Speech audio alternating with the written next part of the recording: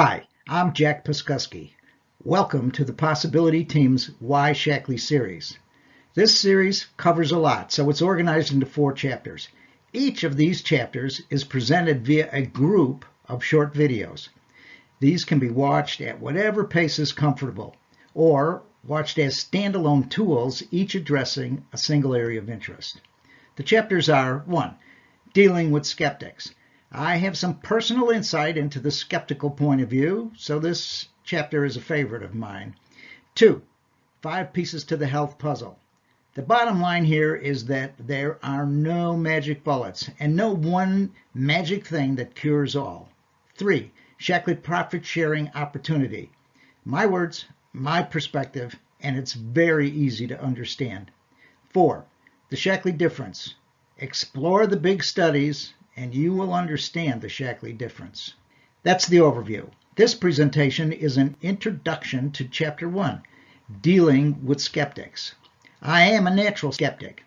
This chapter is actually my story. When it came to my wife, Jude, building a Shackley business, I was skeptical in layers.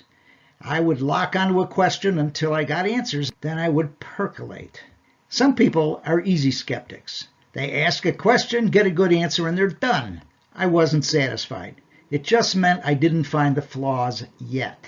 I didn't ask the right questions yet. And so it went. Our Shackley product story began in the early 70s. By the early 80s, Jude decided to start her home-based Shackley business and stay home with our 2 little boys.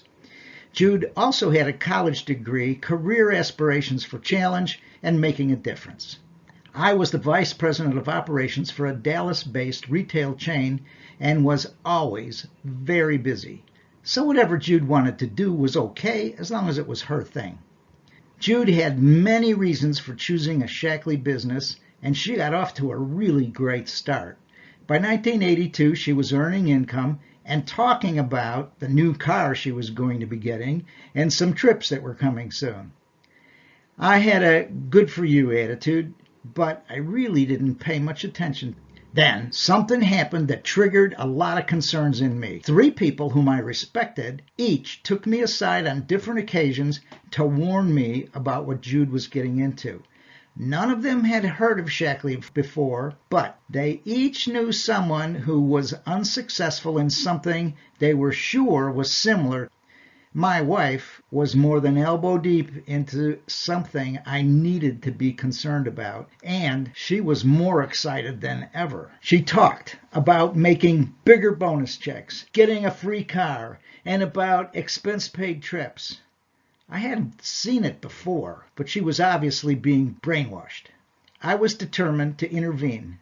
My mission was to gently and compassionately set her in a better direction. I was very clear that finding a major flaw was critical to my mission. Jude's brilliant success was highlighted against the dismal backdrop of my absolute skepticism about everything. I questioned every line of every brochure, every page of the product guide, took copious notes of speeches, and in general bothered the Shackley home office with persistent questioning.